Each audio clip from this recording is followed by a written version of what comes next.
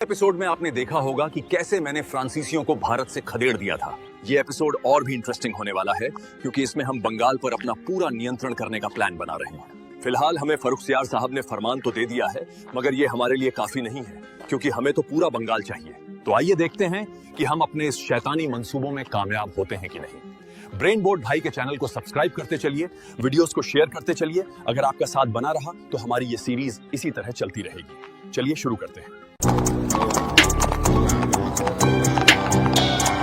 मीर जाफर से मैंने गुप्त समझौता कर लिया है। कल यानी 23 जून 1757 को प्लासी का युद्ध होने वाला है।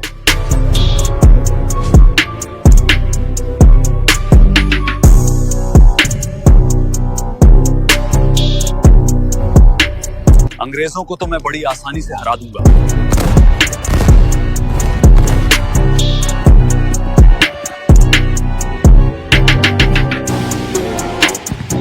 तू तो गया।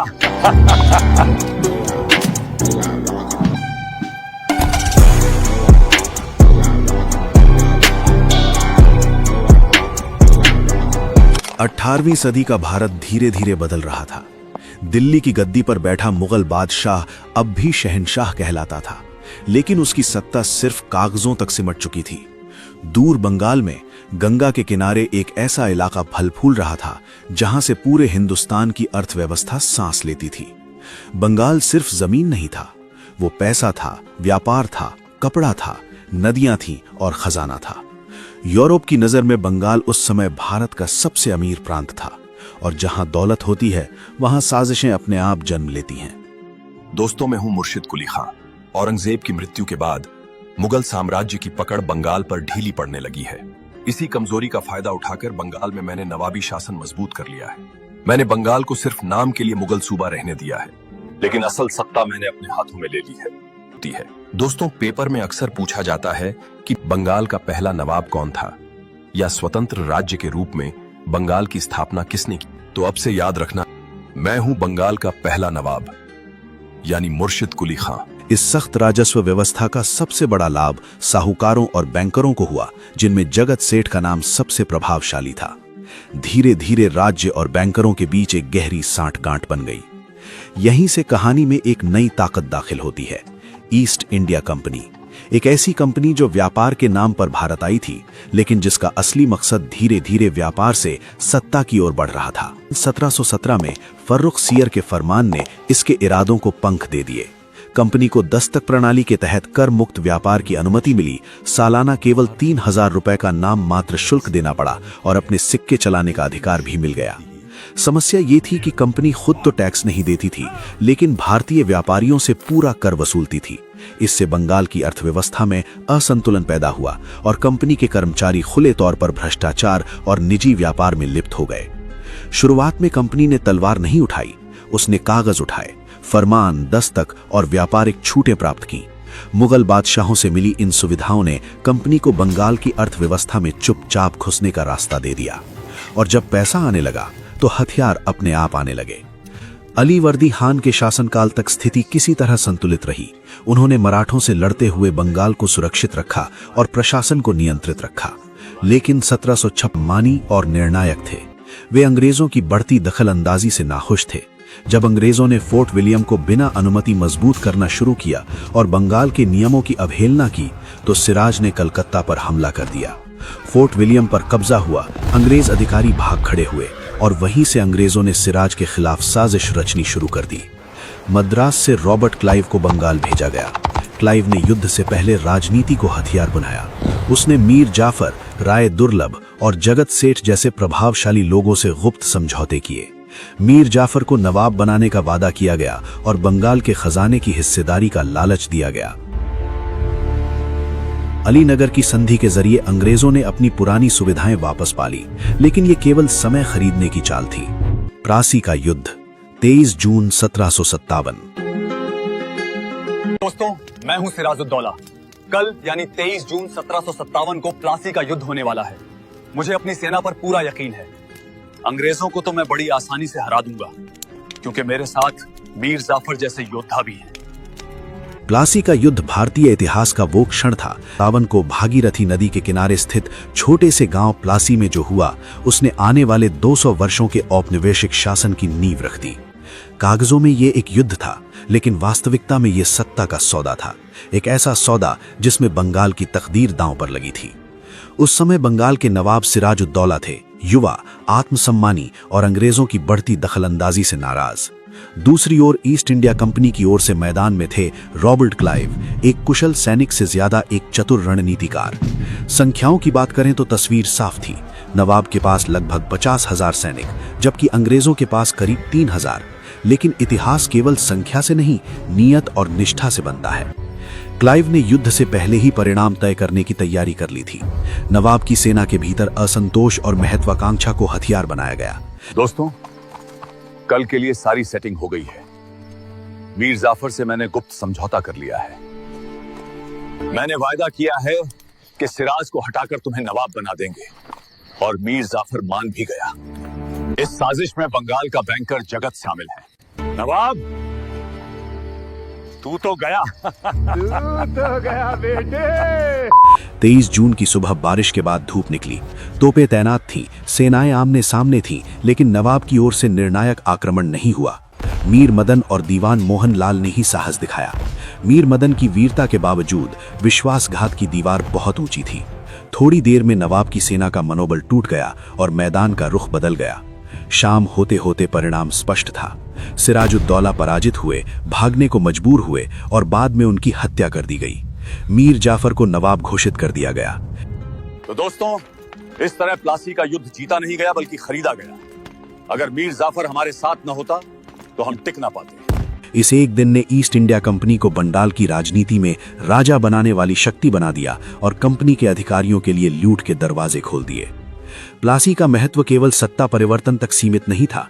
इस युद्ध के बाद कंपनी को प्रशासन में दखल बढ़ाया और अगले संघर्षों, विशेषकर बक्सर के लिए आर्थिक आधार तैयार किया। इसीलिए इतिहासकार ठीक ही कहते हैं कि प्लासी ने बंगाल सौंपा, लेकिन उससे भी अधिक भारत के औपनिवेशिक भविष्य की दिशा तय कर दी। इसी युद्ध के बाद अंग्रेजों के हौसले इतने बुलंद हुए कि उन्होंने 1759 में बेदरा की लड़ाई में डचों को बड़ी आसानी से हराकर भारत से खदेड़ दिया। 1760 में फ्रांसीसियों को भी वॉन्डीवॉश के युद्ध में हरा दिया था, जिसकी चर्चा हमने पिछले एपिसोड में की है।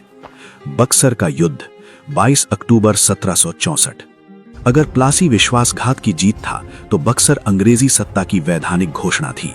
22 अक्टूबर 1764 को बिहार के बक्सर में जो युद्ध लड़ा गया, उसने ये साफ कर दिया कि अब ईस्ट इंडिया कंपनी केवल बंगाल की राजनीति में दखल देने वाली ताकत नहीं रही, बल्कि वो भारत की सबसे प्रभावशाली सैन्य राजनीतिक शक्ति बन चुकी है। प्लासी के बाद अंग्रेजों ने बंगाल में खुली लूट मचाई। मीर जाफर केवल नाम का नवाब था, वास्तविक सत्ता कंपनी के हाथों में थी। जब मीर जाफर कंपनी की बढ़ती मांगों को पूरा नहीं कर सका तो उसे हटाकर मीर कासिम को नवाब बनाया गया। मीर कासिम कोई कठपुतली नहीं था।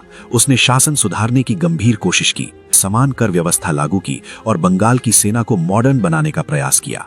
यही सुधार ईस्ट इंडिया कंपनी को सबसे ज्यादा चुभे। संघर्ष बढ़ा और अंत में मीर कासिम को बंगाल छोड़ना पड़ा, लेकिन उसने हार नहीं मानी। उसने अवध के नवाब शुजाउद्दौला और मुगल सम्राट शाह आलम द्वितीय से हाथ मिला लिया। यह गठबंधन प्रतीकात्मक रूप से बहुत शक्तिशाली था, क्योंकि पहली बार अंग्रेजों के सामने केवल एक नवाब नहीं बल्कि मुगल सम्राट स्वयं खड़ा था। दूसरी ओर अंग्रेजी सेना का नेतृत्व कर रहे थे हेक्टर मुनरो, एक अनुशासित और अनुभवी कमांडर। 22 अक्टूबर 1764 को दोनों सेनाएं बक्सर के मैदान में आमने सामने थीं। संख्यात्मक रूप से भारतीय पक्ष कहीं अधिक शक्तिशाली था, लेकिन अंग्रेजों के पास वो चीज थी जो उनके विरोधियों के पास नहीं थी: अनुशासन, एकीकृत नेतृत्व और आधुनिक वॉर नीति। युद्ध के दौरान गठबंधन की सेनाओं में आपसी समन्वय की कमी साफ दिखी। नेतृत्व बटा हुआ था और निर्णय लेने में देरी हो रही थी। इसके विपरीत अंग्रेजी सेना अनुशासित थी और हर आदेश एक स्पष्ट लक्ष्य के साथ दिया जा रहा था। कुछ ही घंटों में युद्ध की दिशा बदल गई। गठबंधन की सेनाएं पराजित हो गई। शुजाउद्दौला भागने पर मजबूर हुए और शाह आलम द्वितीय अंग्रेजों की शरण में चले गए। ये केवल एक सैन्य हार नहीं थी, बल्कि मुगल सत्ता की अंतिम स्वीकारोक्ति थी कि अब वास्तविक ताकत कंपनी के हाथों में है। बक्सर के युद्ध का प्रभाव, लेकिन बक्सर ने उन्हें कानूनी और राजनैतिक वैधता प्रदान की। इसी जीत के बाद 1765 में इलाहाबाद की संधि हुई, जिसके तहत शाह आलम द्वितीय ने बंगाल, बिहार और ओडिशा की दीवानी अर्थात राजस्व वसूलने का अधिकार ईस्ट इंडिया कंपनी को सौंप दिया। बदले में कंपनी ने मुगल सम्राट को करीब 26 लाख रुपए की वार्षिक पेंशन देने का वादा किया। अवध के नवाब शुजाउद्दौला को युद्ध हार जाने के रूप में 50 लाख रुपए कंपनी को देने पड़े। इलाहाबाद और कड़ा जिले मुगल बादशाह को दिए गए और अवध का शेष क्षेत्र नवाब को लौटा दिया गया। कंपनी ने बाहरी आक्रमण से नवाब की रक्षा का वादा किया, लेकिन इसके बदले नवाब को सेना का खर्च देना पड़ता था, जिससे वो कंपनी पर निर्भर हो गया। अवध को एक तरह से अंग्रेजों और शेष भारत के बीच एक बफर राज्य बना दिया गया। बनारस में बलवंत सिंह की जागीरदारी पक्की की गई। अब ईस्ट इंडिया कंपनी केवल व्यापारिक करने वाली संस्था नहीं रही, वो सीधे बंगाल के किसानों से कर वसूलने लगी। हुआ एक अजीब और खतरनाक व्यवस्था का द्वैध शासन। द्वैध शासन का अर्थ था सत्ता का बंटवारा, लेकिन असल में यह सत्ता से भागने का तरीका था। दोस्तों, मैं भारतीय राजा हूं। द्वैध शासन लागू होने के बाद मेरे पास कोई शक्ति बची ही नहीं है, क्योंकि राजस्व वसूलने का अधिकार कंपनी के पास है, जबकि प्रशासन, न्याय और कानून व्यवस्था की जिम्मेदारी मेरे ऊपर छोड़ दी गई है। कंपनी पैसा लेती है, लेकिन उनकी जनता के प्रति किसी प्रकार की जवाबदेही नहीं है। मैं तो फंस गया हूं। इस व्यवस्था का सबसे भयानक परिणाम लगे रहते थे। किसानों पर भारी कर लगाए गए, जमींदारों पर दबाव डाला गया और उत्पादन की परवाह किए बिना लगान वसूला गया। दूसरी ओर नवाबी प्रशासन इतना कमजोर हो चुका था कि वो न तो किसानों की रक्षा कर सकता था, न ही व्यवस्था बनाए रख सकता था। द्वैध शासन ने प्रशासनिक अराजकता को जन्म दिया, न्याय बिकने लगा, भ्रष्टाचार खुलकर सामने आया और अधिकारियों का एकमात्र लक्ष्य था ज्यादा से ज्यादा पैसा कमाना। कंपनी के अफसर बंगाल को एक ऐसे खजाने की तरह देखने लगे थे जिसे जल्द से जल्द खाली करना है। यही वो दौर था जब प्लासी की लूट को संस्थागत रूप दे दिया गया। इस अमानवीय उशोषण का सबसे भयानक परिणाम 1770 के बंगाल के अकाल के रूप में सामने आया। लाखों लोग भूख से मर गए, लेकिन कंपनी की राजस्व वसूली नहीं रुकी। खेत उजड़ गए। ये अकाल केवल प्राकृतिक आपदा नहीं थी, बल्कि एक मानव निर्मित त्रासदी थी, जिसकी जड़ें द्वैध शासन की नीतियों में थीं। दोस्तों, मैं हूं वॉरेन हेस्टिंग्स। अभी 1772 में मैंने बंगाल के गवर्नर के रूप में पद संभाला है। मैं खत्म नहीं होती, क्योंकि अब शुरू होगी विद्रोह की कहानी, जिसको हम देखेंगे अगले एपिसोड में। आपको हमारा ये एपिसोड कैसा लगा, कमेंट्स में जरूर बताएं। आजकल आप कमेंट्स कम करते हैं,